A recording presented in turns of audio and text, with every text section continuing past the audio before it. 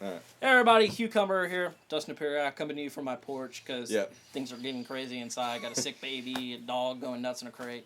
Just not working. It's epic at the Kellenberger house. Dustin as a single man with no pets or anything. It's a little scared. Yeah, it's a lot to take in. I'm not gonna lie. Anyways, we had to fight through because we needed to discuss Hanner Perea, A-Hope, Indiana Elite, Indiana University, ESPN 5-month investigation. Yeah, it was epic. And we didn't get a chance to talk about it yesterday because I had to go cover track. Yeah. So we carved out some time to kind of discuss this because there's a lot of things I don't think, we could really do that as well as we could in a newspaper article. I guess kind of want to just kind of branch out and talk about it this way. So there was a lot. But there wasn't a lot that was necessarily stuff that we haven't discussed at all, more or less. Yeah, it wasn't a complete. It wasn't most of what was read wasn't a complete shock to anyone. I think that's been following A-Hope and Indiana Elite. Yeah, it was well known in Indiana University circles of IU fans. Drew Adams' connection to Mark. Right. And Corey Barnett's connection to Mike. And I think most people had looked at those situations. We had looked at those situations and thought, they were fine. Corey Barnett wants to be a coach. Right. In a lot of situations, Corey Barnett would have come and been a student manager. Right. Corey's 6'5". He can play basketball a little bit. Yeah. He's a walk-on. Yeah. I mean, you look at those two positions. I mean, those are kind of like smaller things, but did they maybe get him because of favoritism reasons? Maybe, but it's not like anyone gave him the keys to the castle. I mean, you're talking about a walk-on position. Corey Barnett plays 3 minutes a game. He's the first walk-on off the bench, but okay, He's also the most experienced walk-on. He's also the most experienced Daniel walk-on. Moore's the first walk-on. Okay, Daniel. We forget of course. that Daniel Moore's a walk-on. That's right, because he plays a ton. But once it gets to the end of the game, Corey Barnett is the first of the group to get in. That's fine. Yeah. Okay, maybe that's a benefit he gets because Mike's his dad. Well, that's issue. How big of a thing is that? Maybe I don't know. Who knows if that's true or not? One way or another. And Drew Adams has a video coordinator job. Had a video coordinator job. Right. It was an entry-level position. Is he qualified? I mean, I think he's qualified. He's been around basketball since he was 5 years old. He's been around basketball since he was 5 years old. In college, he played for Steve Alford at Iowa. Yeah. And he was also a student assistant for Bruce Pearl at Tennessee. He had coached AAU. Yeah. So he had been on a bench. He had done a lot of grind work at Tennessee. Right. He did what you want young guys to do. What the NCAA and he got a job that a young guy gets. That Right. a young guy who's willing to work 60 hours a day. A week, I've talked to a lot of people about it, especially when it happened. No one had a problem with it, including people who also applied for the position. Right. No one suggested that it was favoritism. Everyone said, look, if he was Drew Johnson, he's qualified. Right. Moving past those things, I mean, the issue that's kind of brought to light, and it's stuff that we pretty much knew, but it's kind of really kind of put in bold perspective. These A-Hope kids are getting a lot of stuff, basically from it's what is African Hoops Opportunities Providing Education. Yes, I think is what A-Hope. It stands for. Why we call it A-Hope? That's what That's what it stands for. Yeah. We didn't spell that out in the story yesterday, and we got some questions. But obviously, these kids are getting a lot of stuff paid for by this nonprofit organization, and that's been kind of acknowledged before, but kind of put into kind of this bright light with this investigation. Obviously, they get paid to come back and forth. Hanner Perea's plane trips from Colombia have been paid for. Plane trips from Africa have been paid for. Plane trips from wherever these guys are going to prep school to Indiana Elite for AAU games have been paid for. Although those are paid for by Indiana Elite. That's right. If you're going to a practice or a game, anything connected with Indiana Elite, right. That the coach can use the budget money he is given. But so a lot of basics are being paid for, and it extends to clothing, it extends to laptops. Now Mark Adams pretty much admitted this. Yeah, this all gets paid for by A-Hope. And there were a couple other accusations of things beyond that, iPods, maybe a used iPod, maybe not, and I guess a cell phone bill. But basically, most of this is kind of out in the open, and most of which Mark Adams says has been approved. Mark Adams says that he's had a meeting. There was at least one meeting with him, an IU compliance official, and the NCAA on speakerphone, basically. And he's kind of told him, here's what all we did.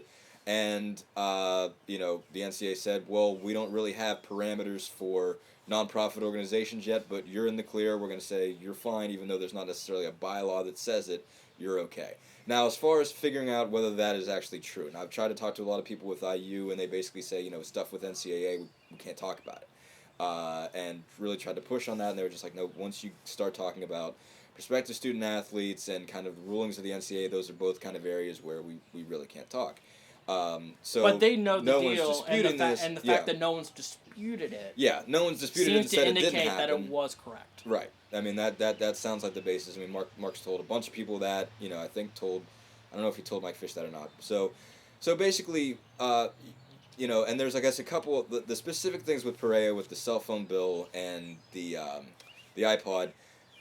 You know, Mark says he's good with that too, and there's, you know, kind of claims that there's some outstanding different reasons beyond the nonprofit organization why he's okay there. Wouldn't go into detail there. You know, kind of refused to kind of take that the next step further as to why, but says, you know, I promise you I'm in the clear. You know, Indiana knows about this, the NCAA knows about this. This is not going to be an issue. We'll find out why, I guess, at some point in time. But so really, what ESPN has really done is kind of brought about, you know, kind of to the national light this sort of, you know, just kind of grand ambiguity of what's going on here. I mean, obviously, in a lot of other cases, these guys are getting stuff that would not be NCAA legal at all. But because they're a nonprofit organization, basically they're saying, you know, we're in the clear. So, right. And obviously there's a lot of different areas where it has given Indiana advantage. You know, you can't really deny that it helps, you know, it helped them recruit Hanner Perea, it helped them recruit Peter Jurek, and it probably helped them get Tijon Jobe. Yeah. It's probably helped them get a lot of guys. And getting Perea and Jurkin probably helped with a lot of the other Indiana Elite kids that are not part of AHOPE. So it's obviously been, you know, kind of a good racket, but, you know, this is kind of all stuff that everybody kind of knew what was going on and it's kind of been declared. So I guess if ESPN has done anything else, they've kind of brought to the national light this question of, okay, is this all right?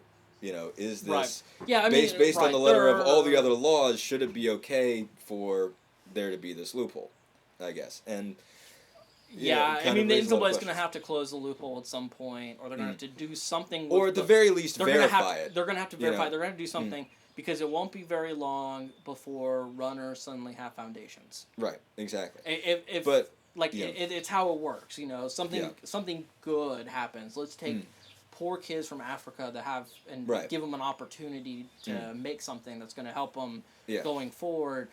But it will be abused by somebody. I don't think Mark Adams is abusing it. No. 3 of the 22 kids have picked Indiana. One's gone to Tennessee. He also went to New Mexico. One will go to New Mexico. If Mark is funneling kids to those universities, he's doing a really poor bad job. Yeah, he's not very effective. Indiana Elite, like, they've had a run of 11 and 12 kids. Yes, they're playing for Indiana Elite, but a lot of those kids have played for a lot of other programs. Right. During their high school careers. And also, if you go from 2008 to 2010, 3 kids, Jordan Holmes, Bobby Capobianco, and what am I forgetting the other name? Derek Elston? No. Shoot. Well, we'll figure that one out. Sorry. Anyways, 3 kids. 3 kids picked Indiana. 4 picked Purdue.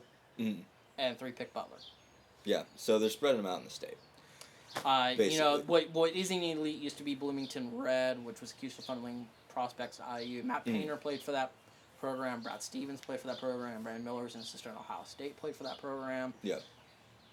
Again, you don't last very long if you're funneling kids to only one university because if a kid's not interested in that university, they're not going to play for you, and you're going to run out of talent pretty quickly. And not only that, not all of your kids are going to be at that level anyway. Absolutely. But, you know, it's like, okay, what's, you know, somebody asked me about coercion yesterday. Well, what's the level of coercion?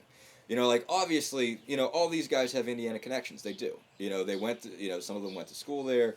You know, Matt Roth was the third kid. Matt Roth, okay. So, you know, they have connections there. So they're obviously going to say, hey, you should look at Indiana. I think this is a good guy. And, like, you know, I mean, connections work both ways.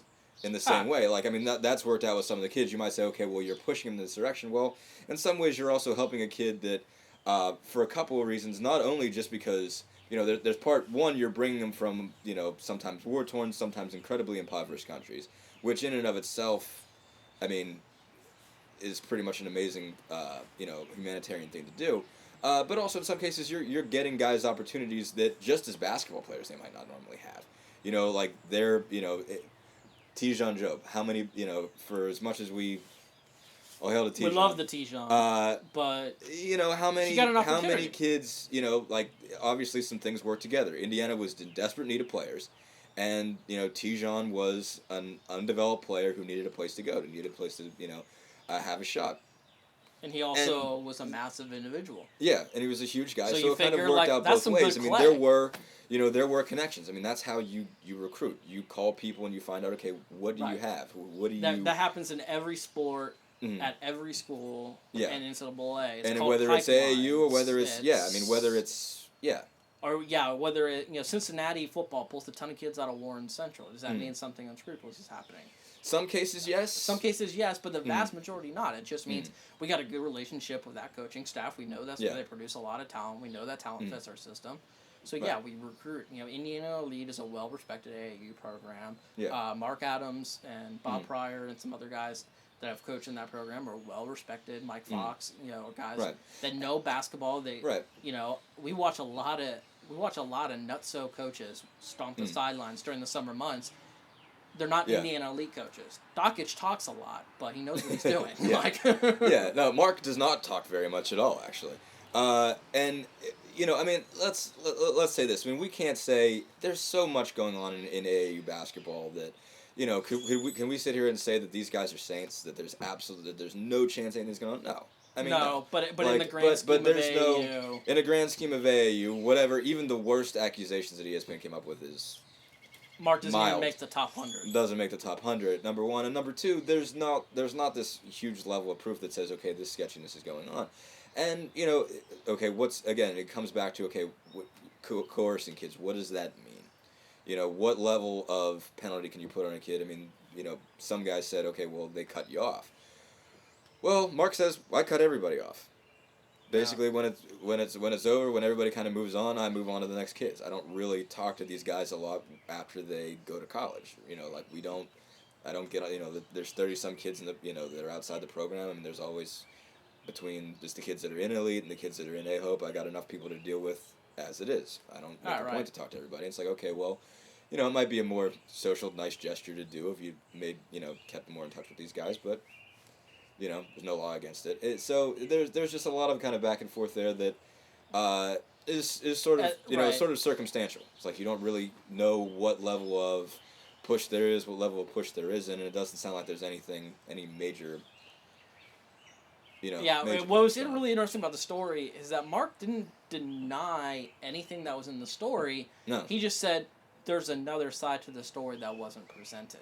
Yeah, that's. Or it was like that, which was interesting. Thing is he readily all this admitted, stuff I'm doing. Yeah, like basically, I mean, it really comes down to he's basically said all this stuff I'm doing, the NCAA is approved, and well, if he's lying, that'll come out. That will come out. And if he's not, and let's just to appease the fanatics that are really really concerned right now. Yeah. The absolute worst that could happen to Hanner Perea that I could see is a Josh Selby situation where he has to pay back the money. And he sits out a certain number of games. This is not going to prompt him to be ineligible. It's not going to prompt him to be ineligible. It's not going to bring any NCAA violations on Indiana. Right. Kansas is fine that they recruited Josh Selby because Kansas wasn't involved in it. Indiana's not involved. By no one is making any sort of accusations that Indiana has funneled any money into this program. Yeah. So there's no reason to believe I don't believe no one's that. Piling on the I don't believe that because this program right now. And Tom Crean's been very fervent on this. He has to do everything exactly right. He cannot even get a single NCAA violation, a small NCAA violation. We FOIA the secondary violations every year. They had 4 secondary violations in 2010, I believe. And when we need secondary, we need really minor. Right. 3 of them were actually caused by the media. That's trippy. Right. Like, it was not recruiting stuff. Like, I think the only one that was actual recruiting was that Tim Buckley and Tom Crean accidentally called the same kid twice in a week. Yeah. the rest were like, remember the Sellersburg open practice? That got out. That was a secondary violation. Yeah. That Verdell Jones once said Cody Zeller's name to me. That was a secondary violation. Yeah.